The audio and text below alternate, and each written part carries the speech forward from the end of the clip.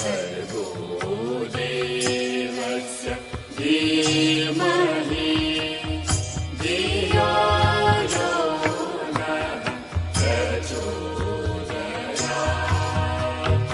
ॐ भूर्भुवः स्वः तत्सवितुर्वरेण्यं भर्गो देवस्य धीमहि धियो यो नः प्रचोदयात्।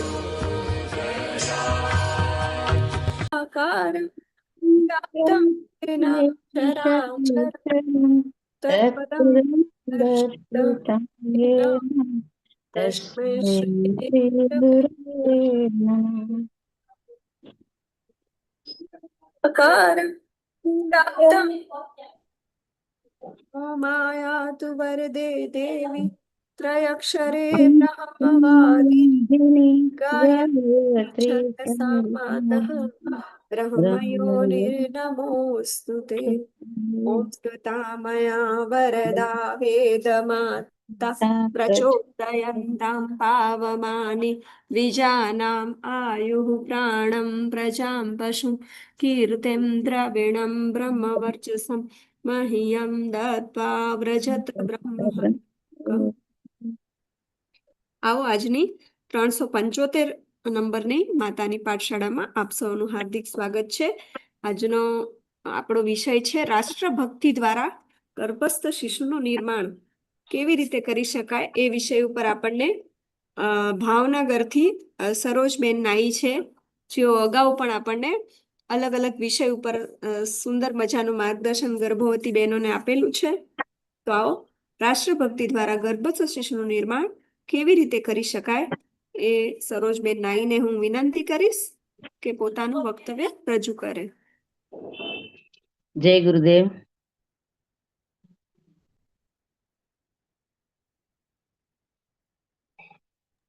જય ગુરુદેવ. આવે છે તમારો અવાજ?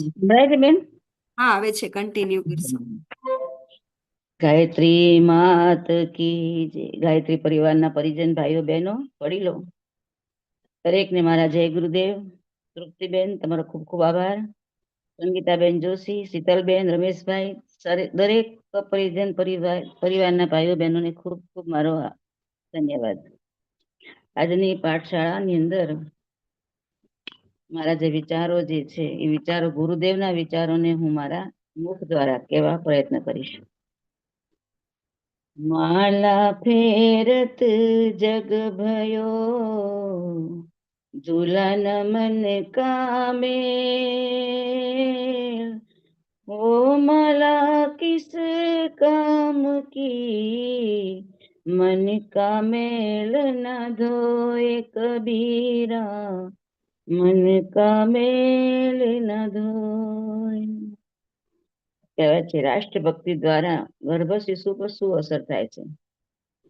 તો રાષ્ટ્રભક્તિની અંદર ઘણા બધા સંતો મહાપુરુષો ભગવાન દરેકે કાંઈક ને કાંઈક ફાળો આપ્યો છે કે જે રાષ્ટ્રને આપણા દેશને આઝાદ કરવા માટે કાંઈક ને કાંઈક એમને કાર્ય કર્યા છે.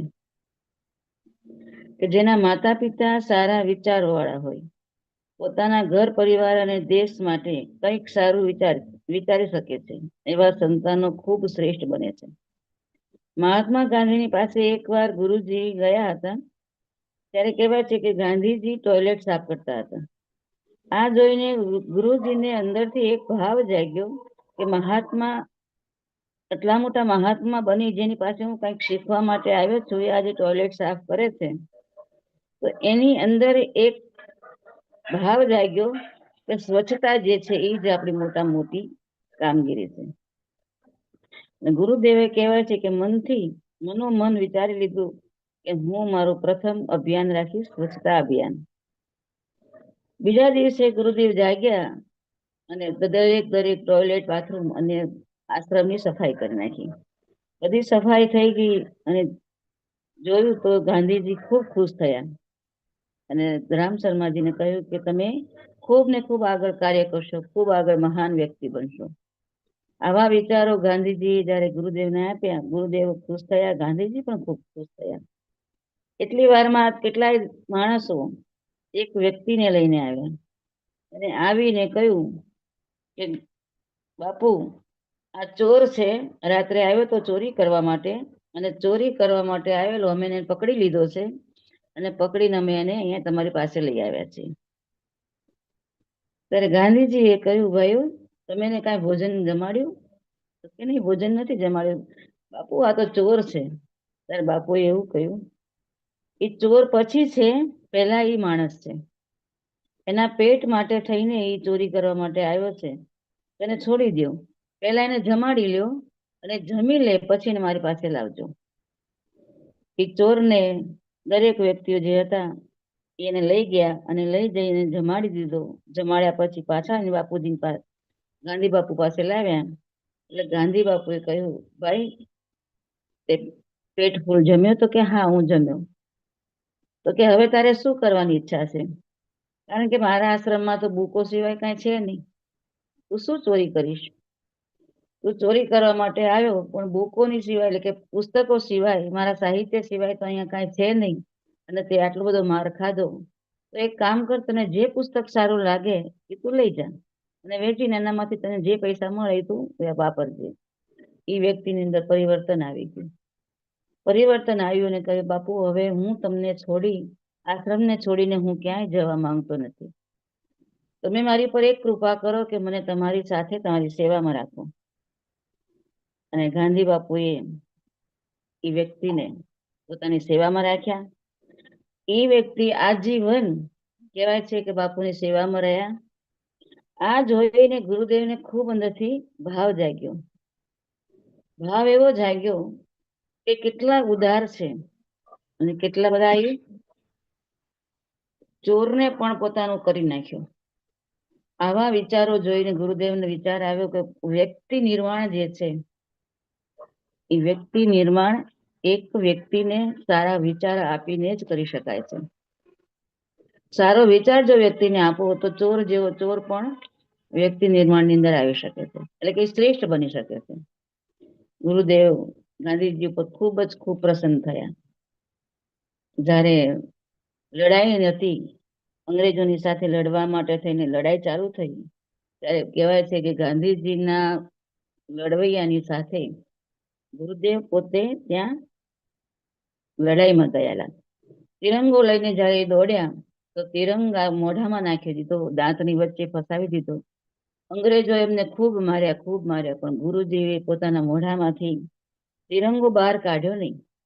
દાંતની અંદર એવો બધો દબાવી લીધેલો કે તિરંગો એના મોઢામાંથી નીકળ્યો નહીં. અંગ્રેજો મારીને થાકી ગયા. એમને જેલમાં લઈ ગયા, જેલમાં પૂર્યા. જેલમાં પણ તેઓ ગભરાયા વગર જેલની અંદર એમને સજા ભોગવી. ત્યારે એમને વિચાર આવ્યો કે સાદું જીવન ઉચ્ચ વિચાર, સાદું જીવન કેવું જીવવું જોઈએ. આ બધા જ જે સૂત્રો એને ગાંધીજીની પાસેથી ઘણા બધા મેળવ્યા છે. તો કોઈ પણ બાળકો હોય તો એ બાળક ઘરની અંદરથી, આજુબાજુમાંથી જ, કે પોતાના વડીલોની પાસેથી જ એ પોતે કંઈક શીખે છે. તો એમને એવું શીખ્યું કે એક સાદું જીવન હતું, એમની અંદર એક ભાવના હતી, દરેકને પોતાના બનાવવાની પોતાની જે વિચારસરણી હતી. આ બધા વિચારો જે એમણે ગાંધીજી પાસેથી લીધેલા. કહેવાય છે ગાંધીજી એકવાર નગરની અંદર, પોતાના ગામની અંદર, શેરીમાં જ્યારે ફરતા હતા કે મારા ગામની અંદર, મારા શેરીની અંદર કેટલા માણસો દુઃખી હશે. તો જોતા જોતા એક સ્ત્રીને અડધી સાડી ધોતા જોઈ. અડધી સાડી ધોતી હતી ને અડધી સાડી પહેરી હતી. એ પછી પાછી અડધી સાડી ધોયેલી પોતાના શરીર પર ઢાંકી અને પાછી બીજી અડધી સાડી ધોવા લાગી. આ જ્યારે દ્રશ્ય ગાંધીજીની નજર પર આવ્યું ત્યારે ગાંધીજીએ વિચાર કર્યો કે આની પાસે શું બીજું વસ્ત્ર નહીં હોય.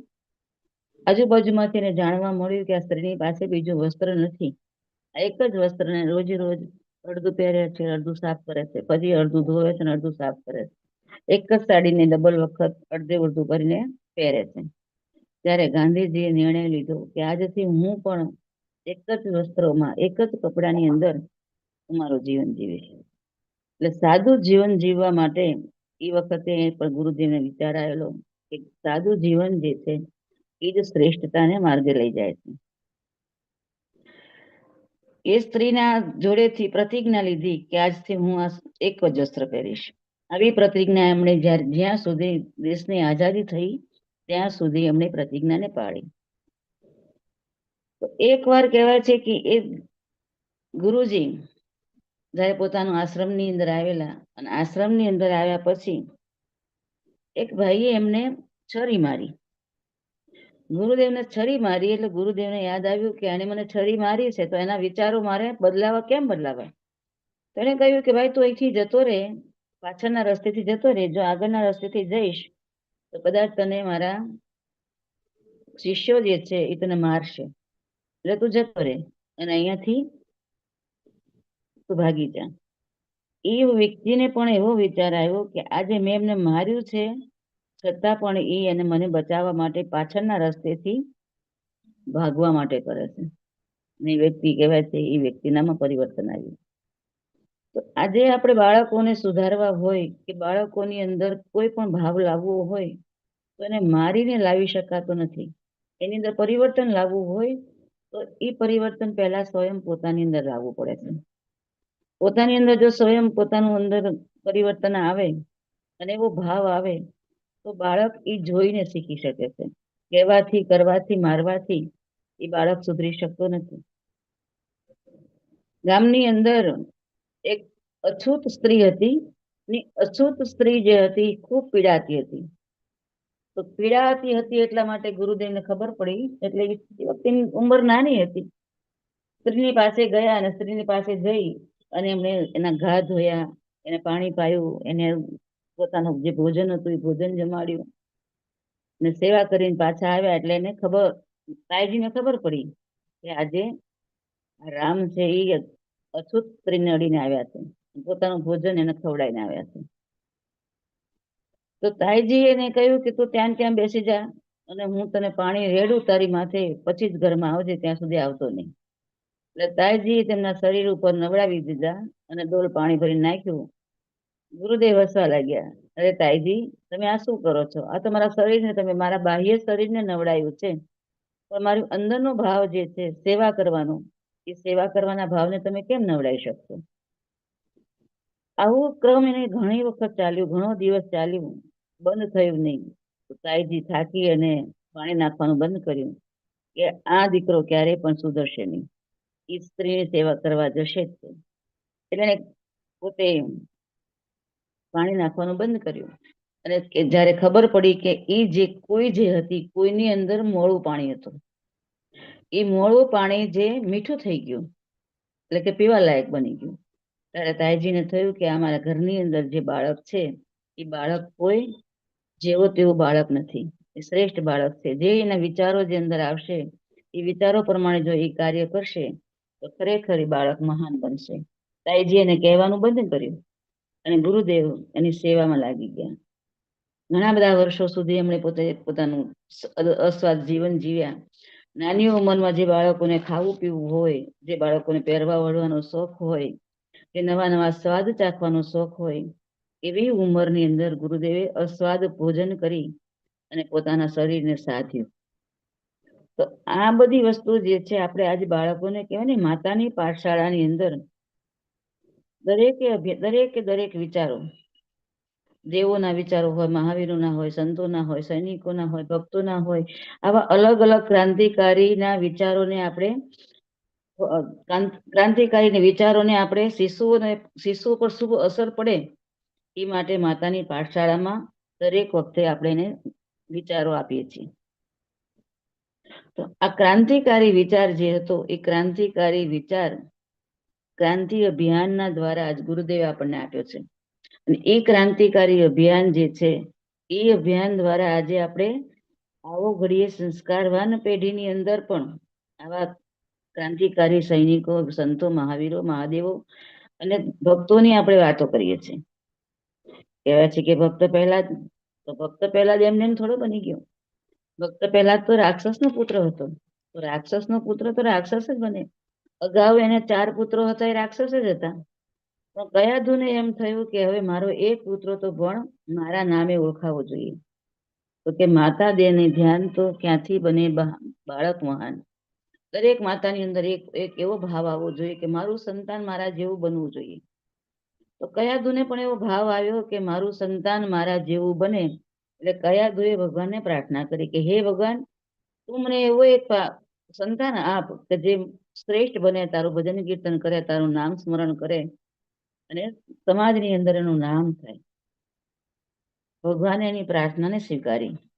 ભગવાને પ્રાર્થનાને સ્વીકારી એટલે થયું એવું કે કયાધુનો પતિ જે હતો હરણાકશ્યપ, એ હરણાકશ્યપને વિચાર આવ્યો કે હું ભગવાનને હરાવવા માટે એક એવું ધ્યાન કરું, એવું પ્રાર્થના કરું અને એવી ભગવાનની સ્તુતિ કરીને ભગવાનને હરાવવા માટે થઈને હું ફળ માંગુ. એ જે ફળ મને બ્રહ્મા સિવાય કોઈ આપી શકે એમ નથી. એટલે બ્રહ્માની પાસે પોતે તપ કરવા માટે ગયા. તપ કરવા માટે જવા માટેનો નિર્ણય કર્યો એટલે ઘરેથી નીકળ્યા. ઘરેથી જઈને જ્યાં ઝાડ નીચે બેઠા, તો ઝાડ નીચે જેવા જઈને બેઠા અને ઓમ નમો ભગવતી વાસુદેવાય, ઓમ નમો ભગવતી વાસુદેવાય જાપ એને ચારે કોર સંભળાવા લાગ્યા. આ જ્યારે જાપ એના કાનમાં આવ્યા ત્યારે હરણાકશ્યપને થયું કે હું જાપ કરવા માટે આવ્યો છું ભગવાન બ્રહ્માજીના. હું બ્રહ્માજી પાસે વચન લેવા માટે આવ્યો છું. બ્રહ્માજી પાસે હું વરદાન લેવા માટે આવ્યો છું. મારે બ્રહ્માના જાપ કરવાના છે. તો આ વિષ્ણુના જાપ મારામાં મને કેમ સંભળાય છે? એટલે એને થયું કે આ તો મને અપશુકન થયું.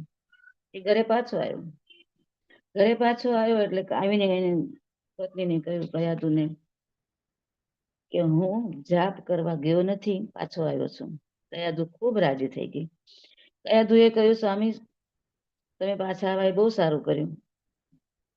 કાલે જજો, કાલનો દિવસ સારો છે. કે સારી, પણ પાછા કેમ આવ્યા? ત્યારે કયાધુ પૂછે કે તમે પાછા કેમ આવ્યા? એટલે હરણાકશ્યપ એમ કહે છે કે પાછો એટલા માટે આવ્યો છું કે જે ઝાડ નીચે મારે બેસી અને જાપ કરવાના હતા, એ ઝાડ ઉપર એક પોપટ આવ્યો અને પોપટ બોલવા લાગ્યો, ઓમ નમો ભગવતે વાસુદેવાય, ઓમ નમો ભગવતે વાસુદેવાય. કયાધુને ખબર પડી કે આ એ જ મારા ભગવાનને મેં જે પ્રાર્થના કરી છે, એ જ ભગવાને મારી આજે અરજી સ્વીકારી લીધી છે. કયાધુએ કહ્યું, આજ દિવસ ઉત્તમ છે. તો આજે એ જો જ્યારે જાપ કરવા, મંત્ર જાપ કરવા કે ધ્યાન જપ કરવા માટે જતા રહેશે, તો મારે જે સંતાન જોઈએ છે એ સંતાનની પ્રાપ્તિ હું કેમ કરી શકીશ? એટલે એને આખી રાત 108 વખત કયાધુએ હરણાકશ્યપની પાસે ઓમ નમો ભગવતે વાસુદેવાય, ઓમ નમો ભગવતે વાસુદેવાયના જાપ કરાવ્યા. જાપ એ રીતે કરાવ્યા કે હરણાકશ્યપને ગુસ્સો ન આવે અને કયા કરે. એટલી સરળતાથી, એટલા મનથી અને એવા ભાવથી એને 108 વખત જાપ કરાવ્યા. એ જાપ કરાવ્યા પછી જ્યારે કયાધુને ગર્ભ રહ્યો ને એ ગર્ભ રહ્યા પછી બીજા દિવસે કહેવાય છે કે હરણાકશ્યપ પોતે તપ કરવા જતો રહ્યો. અહીંયા ઇન્દ્રને ખબર પડી કે કયાધુને ગર્ભ રહ્યો છે અને એ ગર્ભ જો મોટો થશે તો એ પાછો હરણાકશ્યપ બીજો બનશે, એને મારી નાખો. ઇન્દ્ર જે હતા એ પોતે પોતાના કયાધુને લઈને ચાલવા લાગ્યા. એના મહેલમાંથી લઈ ગયા અને નારદજીને ખબર પડી. તો નારદજીએ કહ્યું, અરે ઇન્દ્ર, તમે સ્ત્રી હત્યા કરવા માટે જઈ રહ્યા છો અને એની સાથે સાથે જે એનું સંતાન છે એ સંતાન ભગવાનને આપેલું વરદાન છે. તો એ ભગવાનનું વરદાન પણ તમે ખતમ કરવા માંગો છો, તો તમે એને છોડી દો. ઇન્દ્રએ ના પાડી કે હું એને નહીં છોડું. ત્યારે નારદજીએ કહ્યું કે ઇન્દ્ર, ભગવાન વિષ્ણુનું આપેલું વરદાન છે, ભગવાન વિષ્ણુએ આપેલું આ સંતાન છે, એ સંતાનને તમારે મારવાનો કોઈ અધિકાર નથી.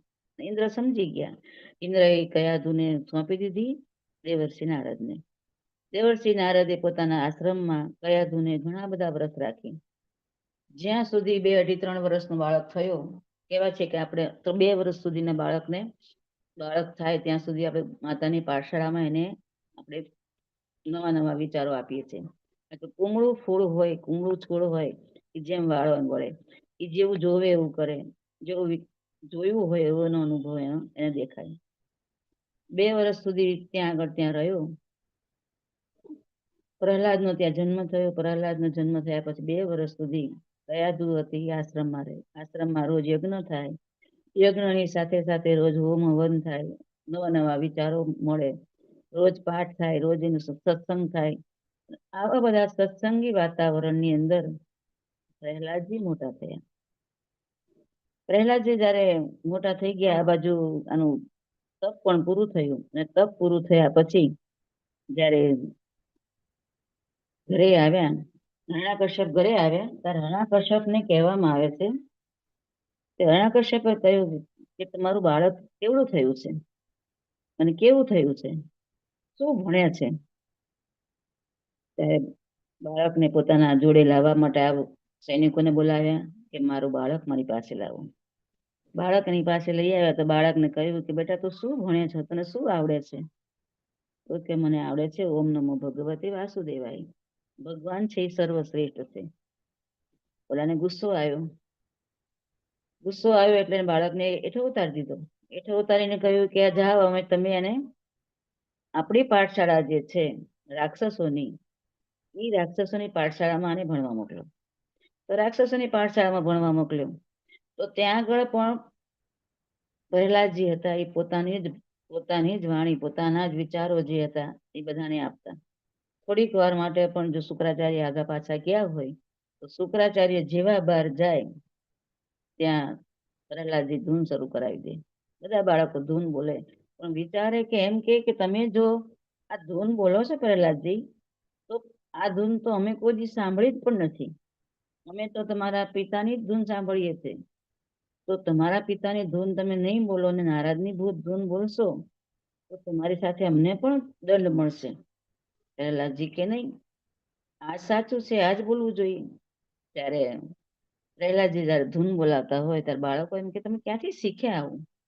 અમે તો આવું શીખ્યા નથી, અમને તો આવી ખબર નથી. ત્યારે પ્રહલાદજી એવું કે આ હું મારા માતાના ગર્ભની અંદર હું શીખ્યો હતો. આ ધૂન જે છે હું મારા માતાના ગર્ભમાં શીખ્યો હતો. અને આ જે કાંઈ સત્સંગ છે, જે કાંઈ વિચારો જે છે, આ બધા વિચારો મને મારી માતાના ગર્ભમાં મળ્યા હતા. તો આ જે ગર્ભની અંદર બાળક કેટલું શીખીને આવે છે, અને એ દરેક વસ્તુ માતાના ગર્ભમાં રહીને બાળક જે શીખેલું હોય એ બાળક શ્રેષ્ઠ બને. તો આવા કેટલાય સંત શહીદો પણ છે.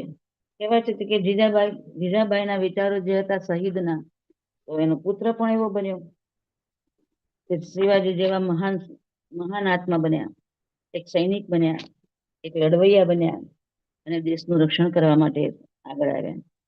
શકુંતલા હતી તો શકુંતલાનો પુત્ર પણ ભરત એવો બન્યો કે જેણે આખા ભારત, એની નામ ઉપરથી ભારત નામ પડ્યું કે એકદમ કોઈ પણ પ્રકારે ક્યાંય પણ બીવે નહીં. સિંહના દાંત ગણવા માટે પણ એનામાં ક્ષમતા હતી. જંગલમાં રહેતા, જંગલની અંદર બધા જંગલી જાનવરો જ હોય, અને શકુંતલા એ બધા જંગલી જાનવરોની સાથે એના ભરતને, એના બાળકને રમવા દેતા. એટલા માટે ભરત જે હતો એ પોતાના હાથથી એક વાઘના, સિંહને પોતાના 2 દાંત ખોલીને, જડબું ખોલીને એને જોઈ લેતા. આવી ક્ષમતા, આવી ધૈર્ય, આવી કહેવાય છે કે શક્તિ ક્યાંથી આવે? તો કે માતાની શક્તિ બાળકને મળે. જો માતાએ એને જંગલમાં રહેવા દીધો, માતાએ એને જંગલની અંદર બધા પશુ પંખી સાથે એને રમવા દીધો, એના કારણે ભરત આજે ભરત નામ ઉપરથી ભારત નામ પડ્યું અને એ શ્રેષ્ઠ માણસ, વ્યક્તિ શ્રેષ્ઠ બની શકે. તો આજના બાળકોને આપણે શું કરીએ છીએ? ડરાવી ધમકાવી દઈએ છીએ. કહેવાય છે કે પોપટને આપણે બોલાવીએ, રામ રામ રામ રામ બોલાવીએ ત્યાં સુધી બોલે.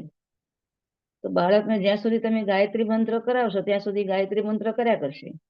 પણ જ્યાં એને ખબર પડે કે અહીંયા અંધશ્રદ્ધા જો હોય તો તરત ત્યાં શરૂ થઈ જાય. જેમ પોપટની જેમ પોપટ બિલાડીને જોવે ત્યાં શરૂ થઈ જાય, પછી રામ રામ ન બોલી શકે. એમ બાળકને તમારે શ્રેષ્ઠ બનાવવું હોય, ગાયત્રી મંત્ર રોજ કરાવતા હોય તો એ રીતે એનું ઘડતર કરો. માતાઓની સાથે સાથે ઘડતરની સાથે પાછું જો એની અંધશ્રદ્ધામાં લઈ જાઓ, કૂતરાથી બીવડાવો, બલાડાથી બીવડાવો કે પછી ગાયથી બીવડાવો, તો એ બાળક પહેલેથી જ ડરપોક બની જાય. અને ડરપોક બાળક જે છે એ કાંઈ કરી શકે નહીં. પોતે તો ડરપોક બને પણ આગળ એના વંશજો જે છે એ પણ ડરપોક બને.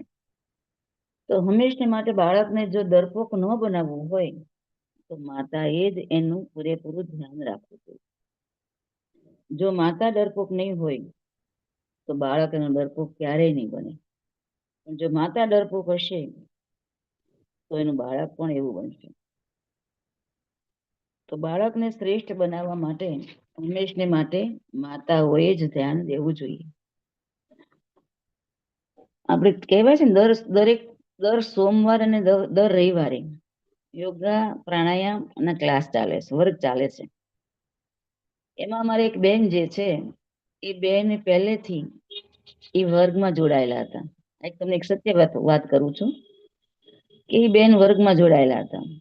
એ બેન એકલા હતા અને પતિદેવ સવારમાં ઓફિસે જતા રહે, સાંજે 6 વાગે આવે, ત્યાં સુધી એકલા હોય. એટલે એકલા હોય, કામવાળા ખૂબ સારી પોસ્ટમાં હતા, બધું જ કામ એને કરાવી લેતા. પણ ઘરનું થોડું ઘણું કામ પોતે જાતે કરે. એની સાથે સાથે યોગા પ્રાણાયામ વ્યાયામ આ બધા ક્રમની અંદર જોડાયેલા રહે. દરેક માતાની પાઠશાળાની અંદર પોતે સાંભળતા રહે. એમાં થયું એવું કે પોતે પ્રેગ્નન્સી આવી એટલે એને એમ થયું કે હવે તો મારે પૂરેપૂરી જરૂરિયાત છે. એને પ્રેગ્નન્સી પહેલા એને એક અનુષ્ઠાન પણ કરેલું અને અનુષ્ઠાનની અંદર એને ખૂબ સરસ રીતે અનુષ્ઠાન પૂરું પાડેલું. એ રોજ પ્રાણાયામ કરે, યોગા કરે અને સાથે સાથે દરેક કાર્યક્રમોની અંદર જોડાયેલા રહે, દરેક વાતો ભગવાનની વાતો સાંભળતા રહે. અને આવી રીતે એ રોજ એની સાથે જોડાયેલા હતા. એમાં થયું એવું કે બેનની પ્રેગ્નન્સીમાં એકવાર દુખાવો આવ્યો એવા સમયે આવ્યો કે જે એને સવારનો સમય હતો. સવારના સમયની અંદર એને પહેલા જ્યારે એને દુખાવો થવા માંડ્યો એટલે એને એમ થયું કે હવે મારા પ્રેગ્નન્સીનો સમય છે એટલે મને દુખે છે. પણ એ છોકરો અંદરથી યોગા કરતો હતો. કહેવાય છે કે બાળકને તમે રોજે રોજ જે કાંઈ શીખવાડો ને એ 10 દિવસ 15 દિવસ શીખવાડો એટલે બાળક અંદરથી તમને આ પ્રોત્સાહન કરે. એ બાળક તમને યાદ કરાવે કે તમારે હવે શું કરવાનું છે, તમારે ક્યારે ખાવાનું છે, ક્યારે સૂવાનું છે, ક્યારે જાગવાનું છે. આ બધું બાળક અંદરથી તમને પ્રેરણા આપે છે. આ એક સત્ય વાત છે.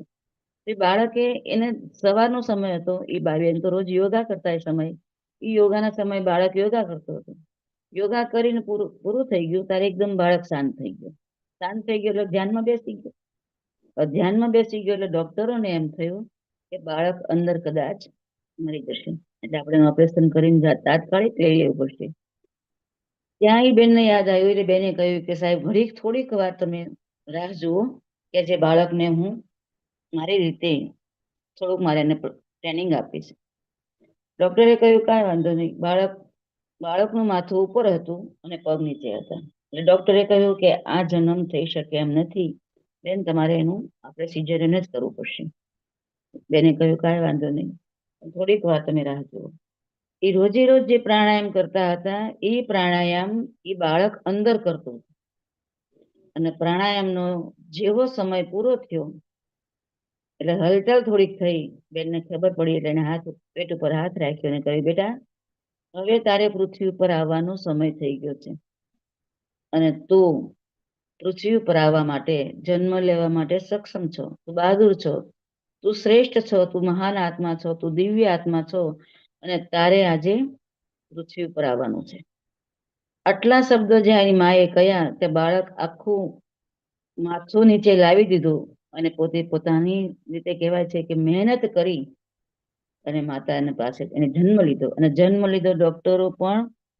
ડોક્ટરોને એમ થઈ ગયું કે આ કોઈ શક્ય નથી, આ શક્ય વસ્તુ શક્ય બની ગઈ. આ વસ્તુ છે માતાની પાઠશાળામાં. પણ એના માટે બહેનો સતત બાળકની અંદર તમારે વિચારવું પડે, બાળક અંદર શું કરે છે, એ કેવી રીતે ફરે છે, તમે શું ખાવ ત્યારે એનો શું ભાવ થાય છે, તમે શું વિચારો ત્યારે એનું અંદર કેવો ભાવ થાય છે. આ બધું તમે અંદરથી અને તમે તમારા મનથી બાળકને જોઈ શકો છો, બાળકને સમજી શકો છો. પણ સમજવાની આજની બહેનો કદાચ તમે જો મોબાઈલની અંદર રહેશો, બહારના કજિયા કંકાસની અંદર રહેતા હો કે ઘરની પડાપૂસની અંદર દેરાણા જેઠાણી સાથે વળઝટની અંદર રહેતા હો, એ માતાઓને ખબર ના હોય કે મારું બાળક અંદર શું કહેવા માંગે છે, શું કરવા માંગે છે. એની માટે આપણે કોઈ આશ્રમમાં જવાની જરૂર નથી. કોઈ એમ કે આશ્રમમાં જઈએ તો આવી શાંતિ મળે, આશ્રમમાં ન હોઈએ તો આવી શાંતિ ન મળે. એ વાત ખોટી છે બેનો. આશ્રમમાં જવાની જરૂર નથી. કોઈ કોઈ પણ જગ્યાએ જવાની જરૂર નથી. આજે સ્ત્રી ધારે તો પોતાના ઘરને આશ્રમ બનાવી શકે, સ્ત્રી ધારે તો પોતાના ઘરને એક હોટલ પણ બનાવી શકે, ઈ ધારે તો ક્લબ પણ બનાવી શકે, ઈ ધારે તો એક ઝૂંપડી પણ બનાવી શકે, અને એક ઝૂંપડાની અંદર એ પોતે આશ્રમ બનાવીને રહી પણ શકે. કેવું રહેવું છે એ એની પર આધારે છે. આજે દરેકને એક સ્વતંત્ર રૂમ તો હોય જ છે. તો તમે તમારા સ્વતંત્ર રૂમની અંદર જ્યારે પણ નવરા પડો, કામની દોડ હોય ના નથી, સહકુટુંબ હોય એની ના નથી, બધું જ હોય છે, પણ છતાં 24 કલાકની અંદર 1 કલાક સવારનો, 1 કલાક સાંજનો અને 1 કલાક બપોરનો આ દરેક બહેનોને મળતો જ હોય છે. જેમ કે સવારની અંદર તમે વહેલા થોડાક જાગી જાઓ તો એ વખતે તમે પ્રાણાયામ કરી શકો, યોગ કરી શકો, વ્યાયામ કરી શકો. જે તમને કઈ વિચારો આપવામાં આવતા હોય તો એ વિચારો તમે લઈ શકો. બપોરના સમયની અંદર તારે જતા તમે આરામની અંદર હોવ ત્યારે આરામની અંદર તમે બાળકની સાથે વાતચીત કરી શકો. રાત્રે સૂતી વખતે બાળકની સાથે વાતચીત કરી શકો. બાળકના કેવા વિચારો જે છે, બાળક શું કરવા માંગે છે, એ બધું તમને એની ઉપર હાથ રાખીને જ્યારે તમે વિચારશો તો તમને એનાથી સ્પર્શ દ્વારા તમને ખબર પડશે. આવા ઘણા બધા દાખલા છે કે બાળકોએ ક્રાંતિકારી બાળકો કેવી રીતે બન્યા અને ક્રાંતિકારી બાળકોને માતાઓ એની સાથે કેવો ભાવ આપ્યો છે. તો આવા બાળકો જે છે એ બાળકો જે એમાં ભગવાન કૃષ્ણ પણ આવી જાય. કૃષ્ણ પણ કર્મવીર હતા અને ક્રાંતિકારી હતા.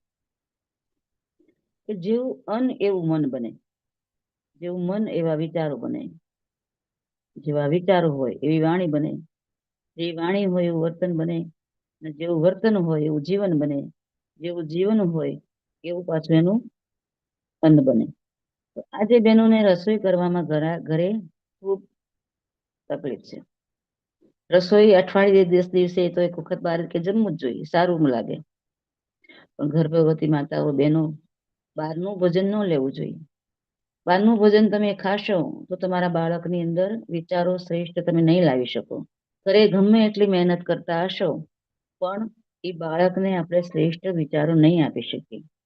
કહેવાય છે કે એકવાર રણધીર સ્વામી જે હતા એ રણધીર સ્વામી જેલની અંદર ગયેલા, અને જેલની અંદર ગયા, આખો દિવસ જેલની અંદર જેલરોની સાથે ફર્યા હર્યા. જેલરે આગ્રહ કર્યો કે આજે તમે આવ્યા છો તો અહીંયા જમીને જાઓ. રણધીર સ્વામીએ કહ્યું કાંઈ વાંધો નહીં. રણધીર સ્વામી જેલની અંદર જમવા બેઠા, જમીને ઘરે આવ્યા. રાત્રે સપનું આવ્યું તો તે પોતાની માતાનું ખૂન કરી નાખ્યું છે અને ખૂનની અંદર પોતે રડબોળ થઈ ગયા. આવું સપનું જોયું એટલે એને એકદમ ઉભા થઈને પોતાના પિતાને વાત કરી, નારાયણ સ્વામીને વાત કરી કે હે પિતાજી, હું મારી માતાનું આટલું સન્માન કરું છું, હું મારી માતાનું આટલું માન રાખું છું, મારી માતાને હું આટલું ભાવ મારો અંદર છે, તો મને આવું સપનું કેમ આવ્યું મારી માતા પ્રત્યે? ત્યારે એના પિતાજી નારાયણ સ્વામી એમ કહે છે કે બેટા, તમારા કાલ આખા દિવસનો દિનચર્યા શું હતી? ત્યારે રણધીર સ્વામી વિચારે છે કે કાલે આખા દિવસની જ્યારે મારી દિનચર્યા જે હતી એમાં હું બહાર ગયેલો, જેલની અંદર જેલરોની સાથે ગયેલો, જેલરોની સાથે ફર્યો, બપોરે ત્યાં ભોજન લીધું, અને ભોજન લીધા પછી હું ઘરે આવ્યો, રાત્રે સૂતા પછી આ સપનું આવ્યું. એટલે પોતાના પિતાએ કહ્યું નારાયણ સ્વામી કે તો તમે એક કામ કરો, જેલમાં જઈ અને જેલરને પૂછો કે તમારા કેદીઓ જે રસોઈ કરે છે એ રસોઈયા કેદીઓ કોણ છે, કઈ સજા ભોગવે છે. રણધીર સ્વામી જે હતા એ જેલમાં આવી અને જેલરને વાત કરી. જેલરે કહ્યું કે અત્યારે અમારા કેદીઓની અંદર એક કેદી એવો છે કે બહુ સારો છે, પણ એની માતાના ખૂનમાં અંદર આવી ગયો છે. માતાનું ખૂન કરીને અંદર આવ્યો છે જેલની અંદર. એટલો બધો સારો માણસ છે કે રસોઈ રોજ બનાવે છે. તરત રણધીર સાહેબને ખબર પડી કે એ જે રસોઈયો જે છે એને રોજે રોજ એક જ મનમાં વિચાર આવે છે કે મારી અંદર જે ક્રોધ આવ્યો અને 1 સેકન્ડ માટે ક્રોધની અંદર મેં મારી માનું ખૂન કરી નાખ્યું, મારી માને મેં મારી નાખી, એનો પશ્ચાતાપ. અને એ જે આખો દિવસ એ માતાને યાદ કરે અને માતાને યાદ કરતા કરતા પોતાની અંદર એવો ભાવ લાવે કે મેં આ શું કરી નાખ્યું, આવું મારાથી થાય નહીં, હવે મેં આથી કેમ થયું. અને એવું આખો દિવસ જે વિચાર કરતા કરતા એના હાથેથી રસોઈ થાય. રસોઈ થાય એટલે એને એના મગજની અંદર આવે. તો દરેક વ્યક્તિની અંદર આવું થઈ શકતું નથી. આપણે વિચારીએ કે દરેક વ્યક્તિ આજે બહાર જમતા હોય તો બહાર જમીને આવ્યા પછી આવું થઈ શકે નહીં. પણ કોની સાથે થઈ શકે કે જે વ્યક્તિ પોતાના દિલથી, પોતાના મનથી, હૃદયની અંદર ભાવ જે છે એ ભાવને એના અંદર રહેલા આત્માને પૂછે કે મારી અંદરનું પરિવર્તન આજે આ કેમ. જો આવું જો પૂછવામાં આવે તેને ખ્યાલ આવી જાય કે નહીં, આજે આનું કારણ આ છે. તો બેનો આજે બાળકોને આપણે નાના બાળકોને પણ જેવું તેવું બહાર ખવડાવીએ છીએ કે જે પાચન ક્રિયા નથી કરી શકતું એવું પણ ખવડાવીએ છીએ. એક બાજુ આપણે ભગવાનનું કાર્ય કરીએ છીએ, ગાયત્રી મંત્ર, ઘણા બાળકો ગાયત્રી મંત્ર કરે, સતત ગાયત્રી મંત્રો કરતા હોય, સવારમાં યજ્ઞ કરતા હોય, એવા ઘણા બધા બાળકો છે આપણે પાઠશાળાની અંદર કે બાળકો યજ્ઞ કરતા હોય, ગાયત્રી મંત્ર કરતા હોય. પણ 8 દિવસે એના માતા પિતા એને બહાર લઈ જાય અને બહાર લઈ જઈને એને ન ખાવાનું ખવડાવે, પીઝા ખવડાવે, પાણીપુરી ખવડાવે, મંચુરિયન ખવડાવે કે જે પાચન બાળકના માટે બહુ અશક્ય છે. તો એવા બાળકો જે પાચન ક્રિયા ન કરી શકે, અપચો થઈ જાય, દવા લેવી પડે, બીમાર પડે, એ બાળકોને આપણે દેશના માટે થઈને કોઈ શ્રેષ્ઠ બનાવી કેમ શકીએ. આજે સ્વસ્થ શરીર હશે તો સ્વસ્થ સમાજ બનશે, સ્વસ્થ વ્યક્તિત્વ બનશે. શરીર જ સ્વસ્થ નહીં હોય, આપણું શરીર જ આપણને કામ નહીં આપતું હોય તો આપણે આપણા દેશને સ્વસ્થ કેમ બનાવી શકીએ. આપણા બધા જે શહીદો હતા, જે આપણા મહાપુરુષો હતા, એ બધા જ મહાપુરુષો પોતાના જાતે પોતે કાર્ય કરતા અને એના કારણે પોતે આજે સમાજની અંદર આપણે એનું નામ છે. લવ કુશ હતા તો લવ કુશ પણ નાનપણથી જ પિતાની સાથે જંગલમાં લાકડા લેવા જતા, માતાની સાથોસાથ બધું પાણી ભરાવા જતા. દરેક કાર્ય પોતાની માતાની સાથે સાથે કરતા, એટલે કર્મવીર બન્યા. લવકુશ કર્મવીર બન્યા એનું કારણ કે માતા સીતાજી કર્મવીર બન્યા એટલે એના બાળકો એવા બન્યા. જો માતા કર્મવીર ન બને તો બાળકો ન બની શકે. બાળકોને જો શ્રેષ્ઠ બનાવવા હોય, બાળકોને જો આપણે સારા બનાવવા હોય તો આ વાત દરેકે પોતાના બાળકો માટે ધ્યાન રાખવું જોઈએ કે બાળકને કેવો બનાવવું જોઈએ.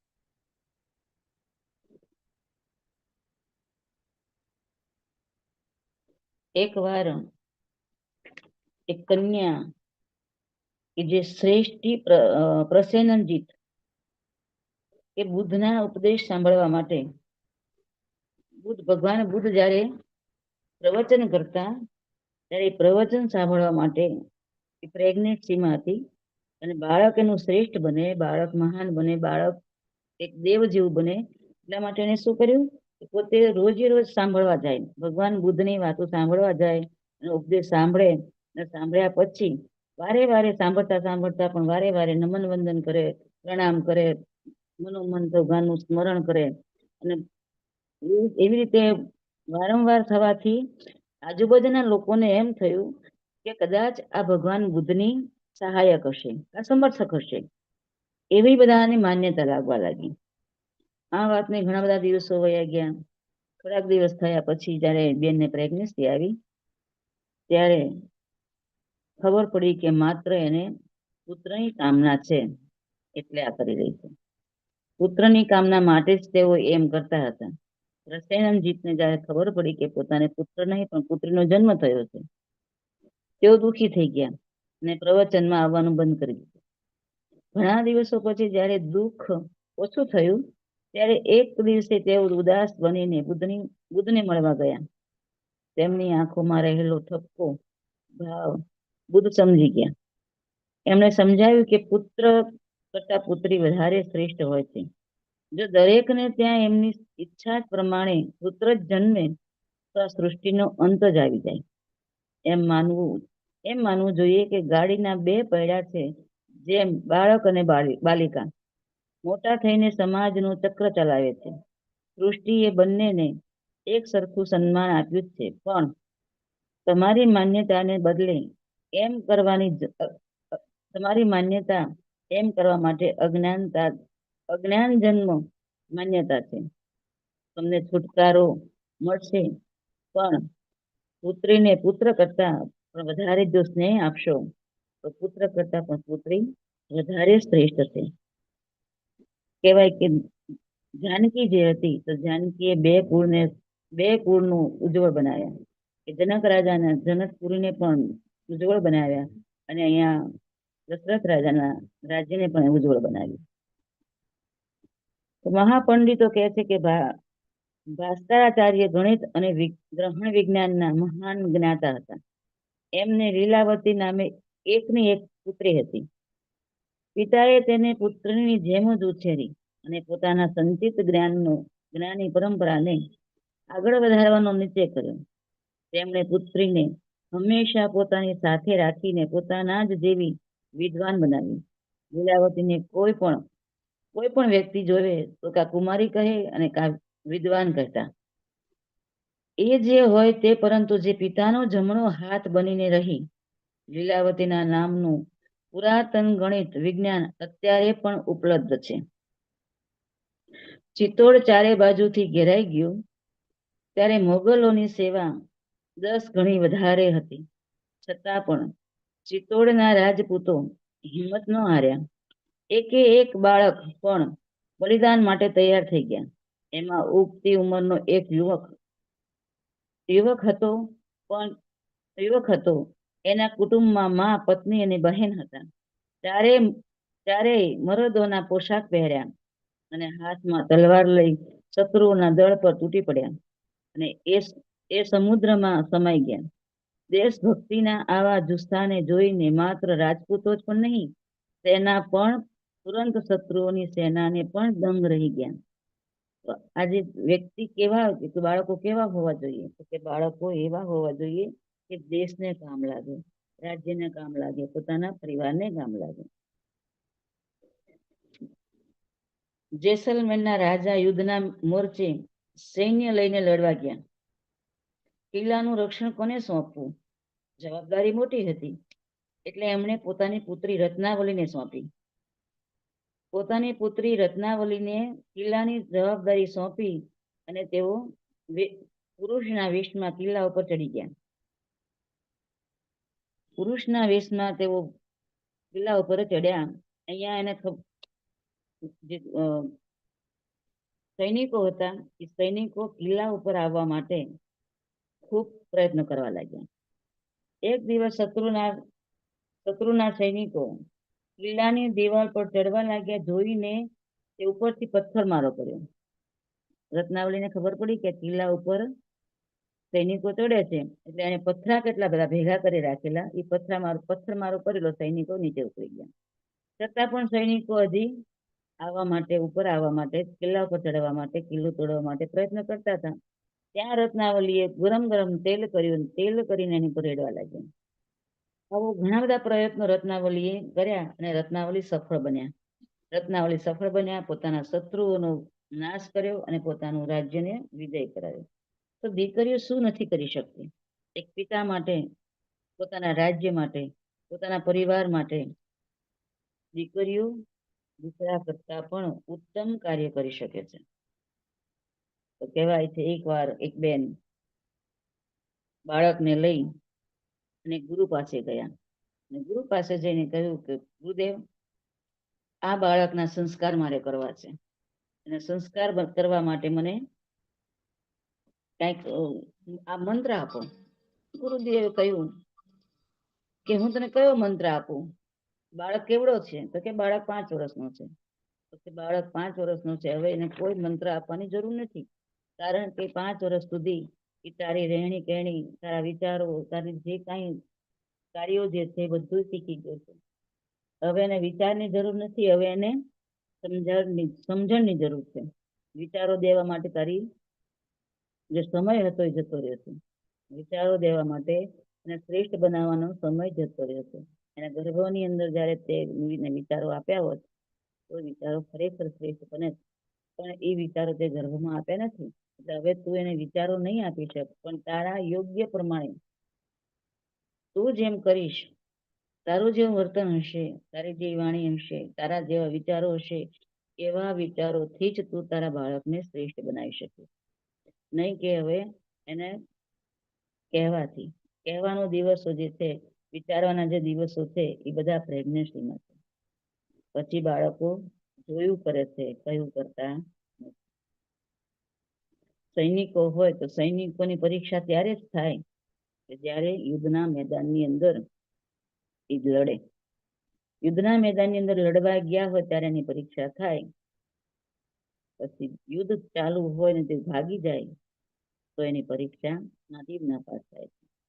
એમ ભક્તની પરીક્ષા પણ કઠિનમાં કઠિન પરિસ્થિતિમાં જ થાય છે. તો ભગવાન ઉપર ભરોસો જે હોય, ભગવાન પ્રત્યેની ભરોસો જે હોય, તો એ કઠિન પરિસ્થિતિમાં પણ બહાર નીકળે તો જ એ વ્યક્તિ શ્રેષ્ઠ બની શકે. આજે બાળકોને આપણે શ્રેષ્ઠ બનાવવા હોય કે બાળકોને સારા બનાવવા હોય તો માત્ર ને માત્ર ગર્ભ સંસ્કાર છે. કહેવાય છે કે ગર્ભ સંસ્કાર શા માટે? આજના યુગોમાં જેટલા મહાપુરુષો, જેટલા સંતો, જેમાં ઋષિ મુનિઓ જે દુનિયા છોડીને ગયા છે, એ દરેક પાછું એને આવવું છે. પૃથ્વી ઉપર પાછો જન્મ લઈને આવવું છે, પણ પાછો પૃથ્વી ઉપર જન્મ લઈને આવવા માટે એને એવી માતાની કુખ જોઈએ, એવી માતા જોઈએ કે જેનામાં વ્યસન ફેશન ન હોય, જેને સાદું જીવન, ઉચ્ચ વિચાર એનામાં હોય, જે વ્યક્તિ ગાયત્રી મંત્ર કરતી હોય, જે વ્યક્તિની અંદર સાદું ખાવા માટેનું એની જીભની અંદર કોઈ ચટાકા ના હોય. અને આવા પતિ પત્નીના ઘરે જ આવા સંત પુરુષો, દેવ પુરુષો, મહાપુરુષોને આવવા માટે વિચારે છે કે મારે કયા ઘરે જવું. તો બેનો, આજે આપણે જ્યારે પણ સંસ્કાર કરવા જઈએ છીએ ત્યારે માતાઓને કહીએ કે તમે પહેલામાં પહેલું જે છે એ છે જીભ. જીભમાં જેટલું આપણે સંયમ રાખશું ખાવામાં, બોલવામાં, એટલું જ આપણે બાળકને શ્રેષ્ઠ બનાવી શકીએ. ઓછું બોલો અને સાંભળો સાહેબ વધારે. તો આજે બાળકને આપણે વધારે આપણે સંભળાવવાનું છે. ક્યાંથી સંભળાવશું? આપણા વિચારોથી. આપણા વિચારોથી બાળકને સંભળાવવાનું છે અને જીભની અંદર આપણે સંયમ રાખવાનો છે. જીભમાં સંયમ રાખશું અને વિચારોથી એને સંભળાવશું તો બાળક એક મહાન બની શકશે, શ્રેષ્ઠ બની શકશે. ગર્ભમાંથી જ સંસ્કાર આવે છે. કહેવાય છે સુજાતા જે હતા એ ગર્ભમાં બાળક હતું અને એ વખતે એના પિતા જે હતા એ વેદ પાઠ ભણાવતા હતા. વેદ પાઠ ભણવામાં ક્યાંક એને બે ચાર ભૂલ આવી ગઈ શબ્દોની અંદર. શબ્દોની અંદર બે પાંચ ભૂલ આવી એટલે તરત અંદરનું ગર્ભમાં રહેલું બાળક જે હતું એ બાળક બોલ્યું, પિતાજી તમારી અહીંયા ભૂલ છે, તમે ભૂલ કરી છે, આ શબ્દો તમારા ખોટા પડ્યા છે. પણ એમનું અભિમાન જે હતું એ અભિમાન એમને એમ લાગ્યું કે હજી તો જન્મ લીધો નથી અને એવું બાળક મારી ભૂલ કાઢે છે તો જન્મ્યા પછી તો એ મારી કેટલી ભૂલો કાઢશે. આવા બાળકને જન્મ કેવી રીતે દેવો? પણ બાળક છે, પોતાનું તો સંતાન છે, તો એને શ્રાપ આપ્યો કે જ્યાં તું જન્મ લઈશ તો આઠે અંગે તું વાંકો હોઈશ, આઠે અંગે તું વાંકો હોઈ જઈશ. તે મારી 8 ભૂલ કાઢી છે, તું આઠે અંગે વાંકો હોઈશ. પણ જે કહેવાય છે કે આઠે અંગે વાંકા અષ્ટાવક્રજી હતા, એનામાં જ્ઞાન જે હતું એ જ્ઞાન એને કુરૂપતા હતી. એ કુરૂપતાને કહેવાય છે અષ્ટાવક્રજીને જનક રાજાએ પોતાના ગુરુ બનાવેલા. ત્યારે જનક રાજાએ સભાની અંદર બધા પંડિતોને બોલાવ્યા. દરેક પંડિતોની પાસે નવા શબ્દો, નવા વિચારો દેવામાં આવ્યા. તો એ વખતે અષ્ટાવક્રજી આવ્યા ત્યારે બધા એની હસી ઉડાવવા માંડ્યા કે આ તો આઠે અંગે વાંકો છે. એનું રૂપ જોઈ, એનું સ્વરૂપ જોઈ બધા હસવા માંડ્યા. ત્યારે અષ્ટાવક્રજીએ જનક રાજાને દરબારની અંદર શાસ્ત્રાંગ જે ભણાવ્યું ત્યારે બધા ચૂપ થઈ ગયા. જનક રાજાએ કહ્યું, આ છે તમારા ગુરુ છે. તો કહેવાય છે માતા છે એ જ માતા જ પોતાના બાળકને શ્રેષ્ઠ બનાવી શકે છે. તો બાળકને શ્રેષ્ઠ બનાવવા માટે ચારે બાજુનું ભલે ગમે તેવું વાતાવરણ હોય, પણ એ વાતાવરણની અંદર પણ બહેનોએ પોતાના બાળકને શ્રેષ્ઠ બનાવવા માટે પોતાનું જીવન જે છે એ શ્રેષ્ઠ બનાવવું જોઈએ. માત્ર બાહ્ય થી જ બાળક શ્રેષ્ઠ બની શકતું નથી, પરંતુ સૂક્ષ્મ સંસ્કારોનો પણ આપણા ચિંતન પર ભારે પ્રભાવ પડે છે. આથી શરૂઆતમાં જ બાળકોના આહાર ઉપર પણ નિયંત્રણ રાખવું જોઈએ. જો એ એક સદગૃહસ્થ રાજ્યના અધિકારીઓના કોપનો ભોગ બન્યા અને એના પર કોઈ આરોપ મૂકીને એમને જેલમાં પૂરી દીધા. એને એક રાત્રિએ સપનું આવ્યું કે એને પોતાની માતાનું ખૂન કરી નાખ્યું છે. તો આ સપનાના દ્વારા પોતાએ શું વિચાર કર્યો કે જો આજે જે વ્યક્તિઓને જેલમાં મેં પૂર્યા છે એ વ્યક્તિઓને જેલમાં પૂરવાથી મને આ ખરાબ વિચાર આવ્યો. તો કહેવાય કે એ સંતાન જે અંદર રહેલું છે, સંતાનની અંદરના શ્રેષ્ઠ વિચારો જે છે એ ચારે બાજુ એક શ્રેષ્ઠતા પેદા કરે છે. ગર્ભમાં રહેલું બાળક જ્યારે ગર્ભમાં આવે છે ત્યારે જો શ્રેષ્ઠ બાળક હોય તો એ આખું વાતાવરણને શ્રેષ્ઠ બનાવે છે. માતાને એકદમ ઉત્સાહિત રાખે છે. માતાને જેવું તેવું ખાવા માટેનું અંદરથી ભાવ નથી થતો. માતાને પૂરી ઊંઘ આવે છે. માતા સારું ખાઈ શકે એવા માટે થઈને એને સારું ખાઈ શકે છે, નહીં કે જેવા તેવા ભાવ કરાવે. પણ જો કદાચ કોઈ એવું સંતાન આવ્યું હોય, કહેવાથી 84 લાખ યોની ફરતા ફરતા મનુષ્ય યોની મળે છે. તો એ જ્યારે બાળક એવું કોઈ યોનિમાંથી આવ્યું હોય તો સંસ્કાર કરવા જરૂરી એટલા માટે છે કે સંસ્કાર કરેલું બાળક જે છે એ એના પૂર્વ જન્મમાંથી બીજા જન્મની અંદર સારા વિચારો લઈ શકે. મુંડન સંસ્કાર આપણે એટલા માટે કરીએ છીએ કે એના વિચારોની અંદર મુંડનની દ્વારા એના જે કાંઈ વિચારો છે ને જાતા કરીએ, એનો નાશ કરીએ, એટલા માટે મુંડન સંસ્કાર કરીએ છીએ. આજે આપણે બાળકોને પણ જેવું તેવું ખવડાવશું નહીં, એઠું મુકતા શીખવાડશું નહીં, અને એને એવો બનાવશું કે જ્યારે ગાંધીજી હતા અને ગાંધીજીને કહેવામાં આવે છે કે બેટા તમે બહાર જઈને શું કરશો? ત્યારે ગાંધીજીની માતાએ કહ્યું, એટલે ગાંધીજીએ કહ્યું કે હું બહાર જઈ અને હું શ્રેષ્ઠ કાર્ય કરવા માટે પ્રેરિત કરું. તો એના ભાઈએ જે ચોરી કરેલી હતી એ ચોરીનો આરોપ મુખ્ય તો ગાંધીજી ઉપર. ગાંધીજીએ કહ્યું કે મેં એક ચોરી કરી છે, પણ એ ચોરીનો હું પૂરેપૂરો પશ્ચાતાપ હું કરી લઈશ. અને ગાંધીજી એ ચોરીનો પશ્ચાતાપ કરેલો. તો એવા જ બાળકો જે છે એ બાળકો શ્રેષ્ઠ બની શકે. તો આપણે બાળકોને સારા સારા દેશભક્તો હોય, શ્રેષ્ઠ મહાપુરુષો હોય, મોટા મહાન માણસો હોય, કે દેવો હોય, ઋષિઓ હોય, ઋષિ મુનિઓ હોય, એવાની વાતો આપણે જો રોજે રોજ કરવામાં આવે તો જ બાળકને આપણે શ્રેષ્ઠતા તરફ લઈ જઈ શકીએ. તો બાળકને શ્રેષ્ઠ બનાવવા માટે આજે આપણે ઋષિ મુનિઓની વાત કરી. ઋષિ મુનિઓની સાથે કહેવાય છે કે ચાંગદેવ સાવ નાના એવા બાળક હતા. ચાંગદેવ હતા એ 1400 વર્ષના હતા અને જ્ઞાનેશ્વર સાવ નાના 16 વર્ષના હતા. પણ જ્ઞાનની સાથે ઉંમરનો કોઈ લેવા દેવા નથી. જ્ઞાન જે છે એ નાના બાળકમાં પણ આવી શકે અને સાવ નાનું જન્મેલું બાળક પણ આજે 2 વર્ષનું બાળક હોય કે વર્ષ દિવસનું બાળક હોય ગાયત્રી મંત્ર બોલે છે, એનું કારણ કે એના માતાના ગર્ભમાં એ ગાયત્રી મંત્ર શીખીને આવ્યો છે. એટલા માટે બાળકોને વધુ ને વધુ સંસ્કાર માટે પ્રોત્સાહિત કરશું, કારણ કે આવનારો યુગ જે છે એ સતયુગ છે. સતયુગની અંદર આપણે આવા શ્રેષ્ઠ સંતાનોને જો આપણે આપશું તો આપણે ગુરુદેવનું કાર્ય જે છે એ ગુરુદેવનું કાર્ય નિષ્ઠાથી કર્યું છે એવું લાગશે. નહીંતર એમ થશે કે જો આપણે સતયુગની અંદર આવનાર બાળકોને આપણે શ્રેષ્ઠ વિચારો આપવા માટે આપણને જે ગુરુદેવ શક્તિ આપી છે એનો જો ઉપયોગ નહીં કરીએ તો આપણે એના ગુનેગાર બનશું. એટલા માટે વધુ ને વધુ સંસ્કાર બાળકોને કરાવીએ. સંસ્કાર કરાવવાથી બાળકોની અંદર આપણે 2 બુકો આપણને આપેલી છે, એ 2 બુકોનું વાંચન કરાવીએ. માતાને પોતાને જેવું તેવું ન ખાય, જ્યાં સુધી બાળકો પોતાના મનથી જમતા ન શીખે કે બાળકને સ્વાદની ખબર ન પડે ત્યાં સુધી બાળકને બહારનો કોઈ સ્વાદ ન આપીએ. આવા બધા વિચારો જે છે એ શ્રેષ્ઠ મહાપુરુષો બનાવવા માટેના વિચારો છે.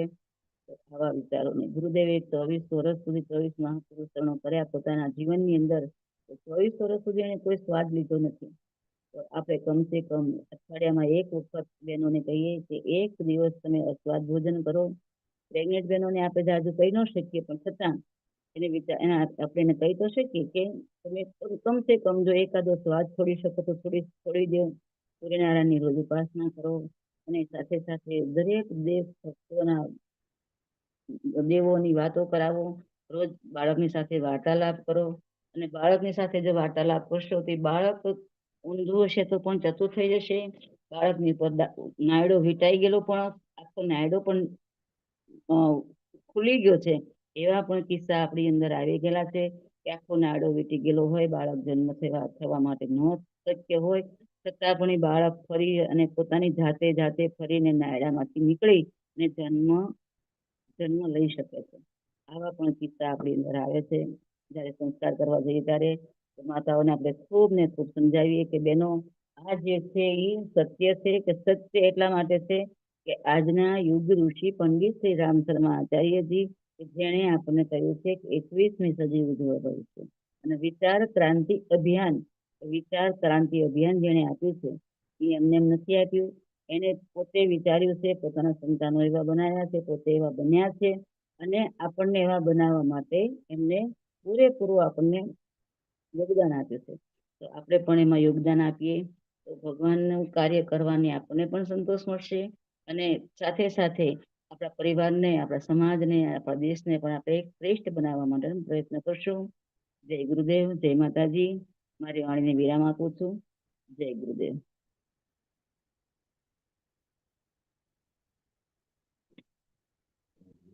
ખૂબ ખૂબ ધન્યવાદ આપણને સરોજબેન નાઈએ બાળકમાં રાષ્ટ્રભક્તિ કેવી રીતે લાવી શકાય એ વિષય ઉપર આપણને ખૂબ સુંદર સરળ ભાષામાં સમજૂતી આપી અને એમનો કિંમતી સમય આપ્યો. હવે બહેનોને કોઈ પ્રશ્ન હોય તો ચેટ બોક્સમાં લખી શકે છે. હજુ આપણી પાસે 10 મિનિટનો સમય છે, 10-15 મિનિટનો. તો કોઈને કોઈ પ્રશ્ન હોય તો ચેટ બોક્સમાં લખી શકે છે.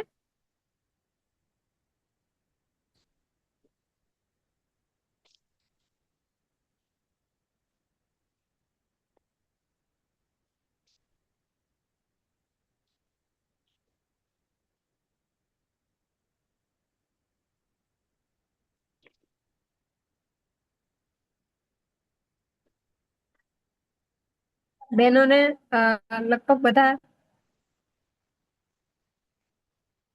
પ્રશ્નોની જવાબ મળી ગયો લાગે છે. બધા જાગૃત માતાઓ છે જે નિયમિત માતાની પાઠશાળામાં જોડાય છે. બહેનો આવો આપણે હવે શાંતિ પાઠ કરીશું. સર્વત્ર શાંતિ વ્યાપાય એવા ભાવ સાથે આજની જે આપણે જ્ઞાન આપણે જે સરોજબેન દ્વારા મળ્યું એને બહેનોએ અવશ્ય પોતાની ડાયરીમાં નોંધ કર્યું હશે અને એને મનોમંથન કરવાની તૈયારી સાથે આવો આપણે શાંતિ પાઠ કરીશું. ઓમ શાંતિરંતરિક્ષર્વં શાંતિઃ પૃથ્વી શાંતિરાપઃ શાંતિ ઔષધયઃ શાંતિઃ વનસ્પતયઃ શાંતિ વિશ્વે દેવાः શાંતિः ભગવાન શાંતિ શાંતિરેવ શાંતિઃ શામા શાંતિરેધિ ઓમ શાંતિઃ શાંતિઃ શાંતિઃ સર્વારેષુ શાંતિર્ભવતુ. સૌ બહેનોનો ખૂબ ખૂબ ધન્યવાદ. જેઓ જાગૃત માતાઓ છે એવો જ સમયસર 4 વાગે એટલે માતાની પાઠશાળામાં જોડાઈ જાય છે, એક્ટિવ બહેનો છે.